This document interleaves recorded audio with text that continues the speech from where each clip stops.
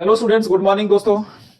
दोस्तों, मुझे आपको ये बताना था कि जो बिहार स्पेशल एजुकेटर टेट आ चुका है और आई थिंक बहुत सारे बच्चों ने आपने इसका फॉर्म भी भरा होगा और जो नहीं भर पाए हैं उनके लिए गोल्डन चांस सेकंड जन तक एक्सटेंड हो गया है। तो आप अगर चाहें तो उसको भर सकते हैं बिकॉज एलिजिबिलिटी टेस्ट है और उसके बाद में आप उसमें जा सकते हैं। टीजीटी और पीजीटी के स्पेशल एजुकेटर के जॉब के लिए जा सकते हैं आप उसमें।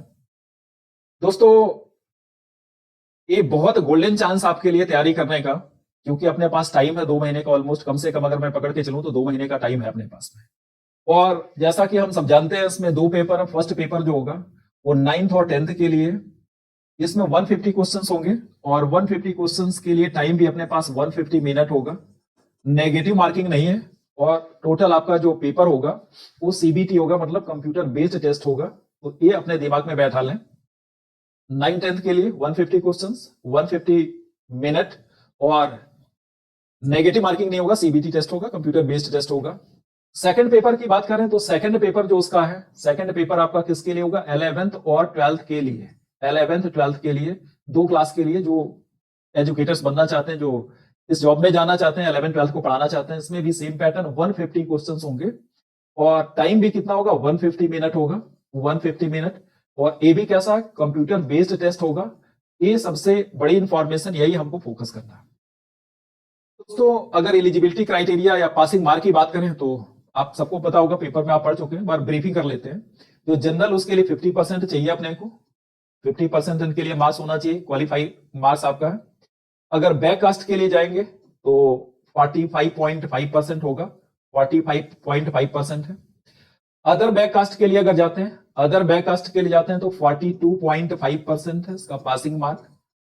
और बाकी जो है एससी, एसटी और फिजिकल हैंडीकैप्ड वुमेन्स, इनके लिए 40% जो पासिंग मार्क की एलिजिबिलिटी है। 2 पेपर है, दोनों के 150 क्वेश्चंस, 150 मार्क्स। ये पासिंग क्राइटेरिया है, ऑलरेडी आप लोगों ने पढ़ लिया होगा। आगे पीछे तो हो सकता है कुछ ह्यूमन एरर्स है, बट यही आपका ऑलमोस्ट है। अब दोस्तों, हमें क्या, मैं आपको सेकंड पेपर के बारे में बताना चाहता हूं। सेकंड पेपर जो केमिस्ट्री होगा, तो केमिस्ट्री के लिए मैं आपको कुछ टिप्स दूंगा, कैसे प्रिपरेशन करनी, कहां से स्टार्ट करना और कैसे जाना है। देखो दोस्तों, फॉर्म भरना कोई बहुत बड़ा टारगेट ऐसा नहीं कि हमने फॉर्म भर दिया तो हमारा सिलेक्शन हो जाएगा, या किसी पर्टिकुलर कोचिंग पे हमने ज्वाइन कर लिया तो हमारा सिलेक्शन हो जाएगा, पर्टिकुलर टीचर को हमने ज्वाइन कर लिया तो हमारा सिलेक्शन हो जाएगा। नहीं, ऐसा कुछ होने वाला नहीं है। इसके लिए बहुत हार्ड वर्क, बहुत स्मार्ट वर्क और बहुत प्रॉपर टाइम मैनेजमेंट चाहिए होता है। और आपको अपने आप को झोंकना पड़ेगा, जैसे तपस्या नहीं करते हैं सब पहले ऋषि मुनि होते थे, मतलब ना इतना कॉन्सेंट्रेशन। तपस्या मतलब क्या है?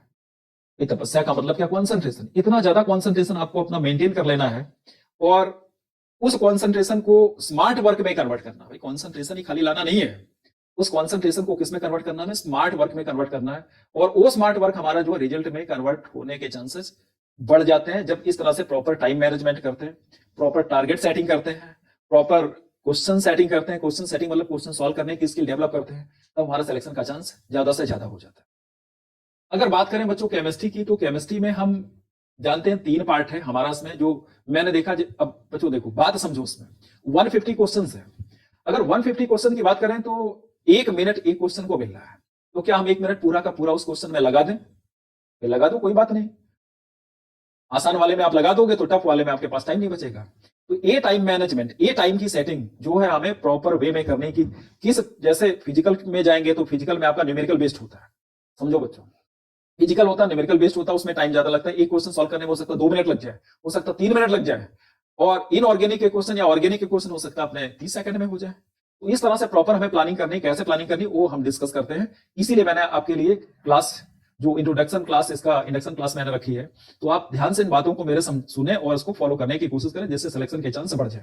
दोस्तों, मैंने भी पीजीटी क्वालिफाई किया हुआ है, यूपी पीजीटी 2013 का क्वालिफाई किया हुआ मैंने, इसलिए मुझे थोड़ा सा आइडिया है कि कैसे आपको प्रिपेयर करेंगे तो ज्यादा से ज्यादा आप अच्छे से प्रॉपरली कर पाएंगे उसे। तो अगर बात करें तो 3 पार्ट हमारे पास में, फिजिकल, इनऑर्गेनिक और ऑर्गेनिक। फिजिकल के 8 चैप्टर्स हमारे सिलेबस मैंने चेक कर लिया है, इनऑर्गेनिक के 8 हैं और ऑर्गेनिक के कितने? 14 चैप्टर्स हैं। टोटल चैप्टर्स हमारे पास कितने होगा? 30 चैप्टर्स। मतलब अगर 2 महीने पकड़ लें इसका, 2 महीने पकड़ लें तो एक चैप्टर को हमें कितने दिन मिलना है? 2 दिन मिलना है। इस तरह से प्लानिंग करें। भाई देखो, केमिस्ट्री जो है, मतलब एक जो कॉमन, मतलब सबका वो थिंकिंग है, कॉमन थॉट्स जो है कि लर्निंग वाला सब्जेक्ट है, बट मैं आपको बताता हूं कि 80 to 90% चीजें इसमें समझ सकते हो, 10 to 20% ही खाली इसमें लर्न करना होगा दोस्तों। खाली 10 to 20% पार्ट आपको लर्न करना है। बताता हूं मैं कैसे। अगर बात फिजिकल की करें तो फिजिकल में दोस्तों क्या होता है भाई, हम सबको पता है कि कुछ थियरी वाला पार्ट होता है और कुछ उसके ऊपर न्यूमेरिकल्स होते हैं और कुछ डेरिवेशंस होते हैं। और डेरिवेशंस इतने अच्छे होते हैं कि अगर एक बार आपने डेराइव कर लिया, उसके ऊपर 4-4 या 5-5 सम्स या 2-2 3-3 सम्स भी आपने कर लिए, अच्छे सम्स कर लिए, तो फॉर्मूले भी लर्न हो जाते हैं, थियरी भी लर्न हो जाती है। तो फिजिकल वाले जो पार्ट है उसमें बहुत ज्यादा टाइम नहीं लगता है। फिजिकल वाला पार्ट सबसे आसानी से हम कर लेते हैं और भूलने के चांसेस भी इसमें बहुत कम होते हैं, मिनिमम होते हैं। और इसके लिए मैंने प्लान किया कि हर पार्ट से आपको हर टाइप के 2-2 3-3 4-4 क्वेश्चन जितने ज्यादा पॉसिबल होंगे, लास्ट ईयर के आए हुए और किस पैटर्न के आ रहे हैं, उन टाइप के क्वेश्चन की प्रैक्टिस करवा दूंगा। ठीक है ना। तो ये हमारा काम हो गया, फिजिकल वाला थियरी कंप्लीट हो गई, उसका जो फॉर्मूला प्रिपेयर किया कैसे, प्रैक्टिस करके, क्वेश्चंस की प्रैक्टिस करने के बाद। दूसरा पार्ट आता है इनऑर्गेनिक। इनऑर्गेनिक ही आपका देखिए, जैसे इसमें 3 चैप्टर है। पहला तो केमिकल बॉन्ड है, आसान है, लर्निंग की बहुत ज्यादा जरूरत नहीं पड़ती है। पीरियडिक प्रॉपर्टी, कुछ इसमें एक्सेप्शंस लर्न करने पड़ते हैं। और एस ब्लॉक, पी ब्लॉक और डी ब्लॉक, एफ ब्लॉक, इसके लिए मेरे पास कुछ कोड्स हैं, शॉर्ट ट्रिक्स हैं। गाने नहीं, कहानियां होती हैं, बहुत सारी कहानियां, बहुत सारे पोएम्स होती हैं, उसके ऊपर मतलब मैंने बनाए हुए अपने जो सेल्फ है उसमें, तो मैं आपको प्रोवाइड करूंगा जिससे आपके मतलब काफी सारे कॉन्सेप्ट या क्वेश्चंस, उससे काफी सारे कंटेंट आपके दिमाग में फीड हो जाए। क्योंकि लर्निंग का पार्ट है, जैसे एस ब्लॉक और पी ब्लॉक, आपका काफी सारा पार्ट लर्न करना है, लेकिन उसको लर्न करने के लिए आपके ऊपर पूरा नहीं छोड़ूंगा, उसके कुछ कोर्स मैं आपको दे दूंगा जिससे आपको लर्निंग आसान हो जाए, उसका आपके दिमाग में ज्यादा से ज्यादा क्वेश्चंस के आंसर फीड हो जाए। तो उसमें हमें क्या करना, स्मार्ट वर्क करना है। इसमें क्या करना, हार्ड वर्क करना। इसमें स्मार्ट वर्क करना। स्मार्ट वर्क कैसा, वही कहानी वाला, स्टोरी वाला सारी वर्क करना है। तीसरा पार्ट आता है ऑर्गेनिक। ऑर्गेनिक बेटा आप सबको पता होगा, ऑर्गेनिक या बेइंतहा है, इसका कोई एंड नहीं है, मतलब कहां से शुरू होगी कहां तक जाएगी कुछ पता नहीं होता है। और बहुत सारे क्वेश्चन बनते हैं, लेकिन उतना हमें जाना ही नहीं है। तो जब मैं करवाता हूं तो कभी कभी नेट के लेवल तक करवा देता हूं उसमें जो है, बट अगर वो करने बैठेंगे तो एक ही चैप्टर खत्म करने में हमें मतलब सालों लग जाएंगे। एक चैप्टर भी अगर आप पकड़ लो जीओसी, तो जीओसी आपको पता है कम से कम 2-2 3-3 महीने चलती रहेगी, जीओसी चलती रहेगी, लेकिन खत्म नहीं होती है। लेकिन उससे क्या होता है, हमारा टाइम मैनेजमेंट नहीं होगा, सिलेबस मैनेज नहीं होगा, और उसी से सारा क्वेश्चन कवर नहीं होगा। तो हमें ऑर्गेनिक क्या करना, इतना करना है कि जो सारा पैटर्न, सबसे पहले तो हमें सारी रिएक्शंस जो हमारे सिलेबस में दी है वो रिएक्शंस हमको सारी करनी है। और जो बेसिक्स है भाई, देखो जनरल ऑर्गेनिक केमिस्ट्री जिसमें से नोमेनक्लेचर आता है, आइसोमेरिज्म आती है और इंटरमीडिएट्स आते हैं, है ना, ट्रांजिशन कंपाउंड्स, ट्रांजिशन स्टेट्स आती हैं, उन सारे को हमें प्रिपेयर करना है। और कुछ इलेक्ट्रॉन डिस्प्लेसमेंट वाले, जैसे इंडक्टिव इफेक्ट हो गया, मेजोमेरिक इफेक्ट हो गया, इलेक्ट्रोमेरिक इफेक्ट हो गया, एरोमेटिसिटी हो गई और कन्फॉर्मर हो गए, ठीक है ना, इन सब पे हमें स्टीरियोकेमिस्ट्री हो गई, इन सबको क्या है एक साथ में प्रिपेयर करना है। और मैं आपको बताऊं इससे, इस पार्ट से, जैसे stability of carbonium, instability of carbenium, stability of free radical, इस जो टॉपिक है पूरा आपका general organic chemistry, nomenclature, isomerism, और थर्ड पार्ट जो है रिएक्शन इंटरमीडिएट्स मिला करके 30% पूरा कवर करता है, एसिडिक स्ट्रेंथ वाला। तो इसमें आपका जनरल ऑर्गेनिक केमिस्ट्री जो हम लोग इसको अच्छे से कर लेंगे, जिससे 30% हमारा कॉन्ट्रीब्यूशन ये चैप्टर देता है, ठीक है ना। और बाकी रिएक्शन एक साथ में कर लेंगे, जिससे रिएक्शन करने से क्या होगा कि जो इंटरमीडिएट, जैसे ए से बी बनाया, बी से सी बनाया, सी से डी बनाया, तो ए ने इसके साथ रिएक्ट किया, है ना, जैसे हेलो फॉर्म में आपका ओजोनोलिसिस है, उसमें क्या बीच में जो स्टेप्स होते हैं, तो एक साथ जब करेंगे तो सारी रिएक्शंस रिवाइज हो जाएंगी, क्वेश्चन की प्रैक्टिस करते हैं तो। ओके, तो ऑर्गेनिक केमिस्ट्री इस तरह से करेंगे, इसमें हमारा स्मार्ट वर्क रहेगा जो पोएम्स वगैरह से होगा, और इसमें थोड़ा हार्ड वर्क रहेगा जिसमें क्वेश्चंस की प्रैक्टिस आपको करनी पड़ेगी, टाइम लगेगा, कैलकुलेशन करनी पड़ेगी। बच्चे क्या कैलकुलेशन से डरते हैं, तो उसकी भी शॉर्ट ट्रिक्स है, आपको पता ही, कैलकुलेट करते होंगे तो कुछ क्या करते हैं, राउंड ऑफ कर लेते हैं, और भी तरीके हैं उसको, कैलकुलेशन को 2-3 तरीके बताऊंगा, बट इसमें हार्ड वर्क चाहिए आपको जो है। तो दोस्तों फिजिकल हो गया, इनऑर्गेनिक हो गया और ऑर्गेनिक। अच्छा हाँ, इनऑर्गेनिक में भी एक चैप्टर आपका, 2 चैप्टर्स ऐसे हैं जो मतलब बहुत इंपॉर्टेंट है। इनऑर्गेनिक में 2 चैप्टर ऐसे हैं जो मतलब बहुत सारा पार्ट कवर करते हैं, जिसमें आपको पता है एक केमिकल बॉन्ड है और दूसरा पीरियडिक प्रॉपर्टी है।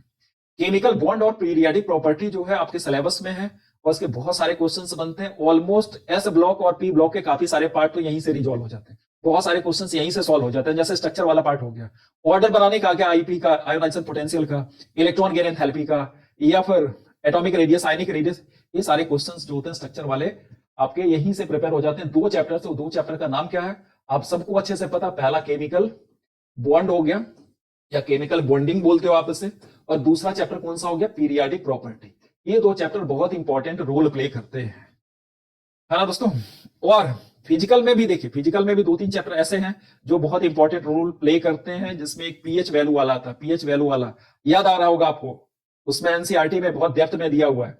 और मैं चैप्टर का नाम बता देता हूं, केमिकल इक्विलिब्रियम और आयनिक इक्विलिब्रियम के बहुत सारे क्वेश्चंस इस टॉपिक से मतलब आते हैं, है ना।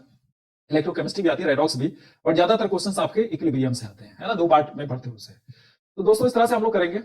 और एक चीज और बतानी दोस्तों, जिस प्लेटफॉर्म पे आप प्रिपरेशन कर रहे हैं, चंद्रा क्लासेस जो है प्रयागराज की, ये जो प्लेटफॉर्म आपका कोई नया प्लेटफॉर्म नहीं है।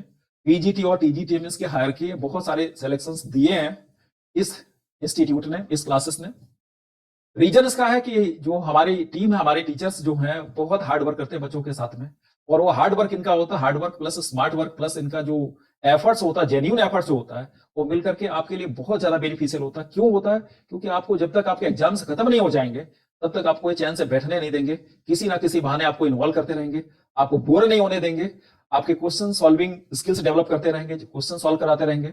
उसका जो मीडियम है, आपको लाइव क्लासेस देंगे, रिकॉर्डेड क्लासेस देंगे, क्वेश्चंस की प्रैक्टिस देंगे। कोई भी आपका ऐसा जो डाउट होगा, ज्यादातर कोशिश करेंगे करते हैं बच्चों कि हम लोग उसको रिजॉल्व कर ले जाएं, लास्ट तक आप अपने एग्जाम से पहले उस सबको रिजॉल्व करके अच्छे से प्रिपरेशन के साथ एग्जाम में जाएं और अच्छा परफॉर्म करें।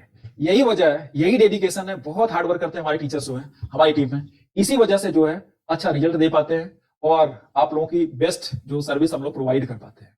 तो बस इतना ही बोलना दोस्तों, जितना जल्दी से जल्दी आप एडमिशन इसमें लेंगे उतना ज्यादा बेनिफिशियल है। आपको पता है जितना लेट करते जाओगे प्रेशर आपके ऊपर बढ़ता जाएगा। कहीं भी ज्वाइन करें, कोई भी इंस्टीट्यूट ज्वाइन करें, कोई भी क्लासेस ज्वाइन करें, बट मेरी आपसे रिक्वेस्ट है टाइम मैनेजमेंट। भाई देखो, कभी कभी क्या होता है कि हम प्लान बना लेते हैं, प्लान तो बहुत अच्छा बन जाता है ना, कि यार संडे ये वाला पढ़ना, मंडे ये वाला पढ़ना, ट्यूसडे वाला पढ़ना है। अब संडे के दिन हमने क्या किया, थोड़ा सा यार बदमाशी कर ली। संडे के दिन बदमाशी कर ली कि यार अब छोड़ो, आज थोड़ा खेल लेते हैं, दोस्त के साथ घूम लेते हैं। तो उस दिन का टारगेट हमारा छूट गया। मंडे आ गया, मंडे वाले दिन का कुछ और प्लान कर लिया आपने, ट्यूसडे का कुछ और प्लान कर लिया, फिर लास्ट में एक दिन बैठते हैं। एक दिन बैठने से क्या होता है कि एक दिन हम सोचते हैं 10 घंटे पढ़ लें। उस 10 घंटे में पढ़ने में आपका क्या होता है, इंटर मिक्सिंग के चांसेस बहुत ज्यादा हो जाते हैं। कुछ बच्चे आते हैं मेरे पास में, बोलते हैं सर ये चैप्टर का हमारा दूसरे चैप्टर में मिक्स हो जाता है। तो मेरा उनसे यही है कि भाई बहुत ज्यादा आपको हार्ड वर्क नहीं करना है, एक दिन में 15 घंटे नहीं बैठना है, 3 दिन आप यार 5-5 घंटे बैठो, या 6 दिन आप बैठो, मतलब उसको स्लॉट को डिवाइड कर लो, कम कम बैठो लेकिन रेगुलर बैठो। रेगुलर प्रैक्टिस होगी बच्चों तो ज्यादा। और दूसरा एक टारगेट सेटिंग बेटा करनी पड़ेगी, वो तो खैर हम लोग करवाएंगे जब लाइव क्लासेस होगी, बट आपको भी टारगेट सेट करना है। ऐसा मत आप मतलब समझ लेना कि हमने एडमिशन ले लिया तो सिलेक्शन हो जाएगा, कोई भी नहीं करवा सकता है। बहुत सारे लोग अपनी दुकान खोल के बैठे हैं, तो आप ये मान के चलें कि कोई भी नहीं करवा सकता है। क्यों? क्योंकि जब तक आप इसमें आपका एफर्ट्स नहीं होगा, पहले हमको आना पड़ेगा। पहले स्थान पे आने के लिए पहले स्थान पे आना पड़ेगा, बात समझ लें। तो पहला स्थान मतलब पहले अपना, हमें करना अपने को, ठीक है ना। टीचर हमारा क्या है कि गाइड करेगा, वो हमें टिप्स देगा, हमें किस तरह से जाना है, किस तरह के क्वेश्चंस आएंगे, ये सब कुछ बताएगा। मतलब कुछ वर्क आपको करना है, कुछ वर्क हमें करना है। हम तो अपना वर्क ऑनेस्टली करेंगे भाई, लेकिन आपको भी अपना वर्क ऑनेस्टली करेंगे तभी सिलेक्शन के चांसेस होते हैं। और बाकी बेटा ये समझ लो कि मतलब आपने सिलेक्शन ले लिया, आपने एडमिशन ले लिया तो सिलेक्शन आपका पक्का है। तो मैं कहूंगा कि अगर ऐसा आप सोचते हो तो आप एडमिशन मत लेना। क्यों? क्योंकि इतना करने के बाद भी 25% हमारा लक काम करता है। 25 to 15% जो 50 to 25% हमारा लक भी काम करता है कि हम, हो सकता है कि हमसे कम पढ़ा वाला, आपने देखा होगा बहुत से टाइम पे आप प्रिपरेशन करते हैं और बहुत सारे बच्चे जो लगता है कि टॉप करेंगे वो टॉप नहीं करते हैं। जो लोअर वाला होता है, 10वें 12वें नंबर वाला होता है, वो टॉप कर जाता है। वो क्या कहोगे, उसके स्टार्स अच्छे हैं। तो अपना हार्ड वर्क करने के बाद भी बेटा पेशेंस रखना है। ऐसा नहीं कि मतलब अब कर लिया तो हम टॉप ही कर जाएंगे, धीरे धीरे काम भी करना है, हार्ड वर्क भी करना, स्मार्ट वर्क भी करना, रिवीजन भी करना, क्वेश्चन की प्रैक्टिस भी करनी है। तब तक जब तक कि हमें टारगेट नहीं मिल जाए। खाली मैं आपको पीजीटी या टीजीटी जो टेट के एग्जाम्स है उसके लिए नहीं बोल रहा हूं, पूरे फ्यूचर के लिए बात कर रहा हूं कि आप एक दिन में एक्सपेक्ट मत करें। जब हमें लगता है कि आपने देखा होगा कि जब सारी उम्मीदें खत्म हो जाती है, लगता है कि अब मेरा कुछ नहीं हो पाएगा, उसी टाइम पे आपके स्टार्स जो होते हैं चमकते हैं और आपको कहीं ना कहीं बहुत बढ़िया पोजीशन या रैंक या फिर आपको सिलेक्शन मिल जाता है। जब सारे रास्ते बंद हो जाते हैं तो जो हमारे गॉड है वो हमारे लिए नया रास्ता खोल देते हैं। तो बच्चों मेहनत करते रहें, हार्ड वर्क करते रहें, स्मार्ट वर्क करते रहें, टारगेट बनाते रहें और टारगेट अचीव करने के लिए भी एफर्ट्स करें। ऐसा नहीं टारगेट बना दिया और हमने टाइम टेबल बना दिया और उसके बाद सो गए कि आज नहीं, कल से कल नहीं, परसों, फिर वो दिन आता ही नहीं यार, कभी वो कुछ नहीं हो पाता उसमें। तो सारा करने के बाद हमें जो है फिर भी हमें मतलब पूरा ऐसे और नहीं होना है, कुछ ना कुछ बेटा प्रैक्टिस करते रहना है। जब तक सीखते रहोगे तब तक आगे बढ़ते रहोगे। जब सीखना बंद कर देंगे उस दिन से हमारा सिलेक्शन या फिर हमारी प्रोग्रेस जो होती, ग्रोथ, उस दिन से स्टॉप हो जाती है। तो कीप लर्निंग, थैंक यू, बस इतना ही। बाकी आप लोग समझदार हैं बच्चों, उसको ध्यान से प्रिपेयर करते रहें। आगे अब बहुत ज्यादा टाइम मैं आपका किल नहीं करने वाला, बस इतना बताने वाला हूं कि इस तरह से हम लोग प्लान करके आपको करवाएंगे। Thank you.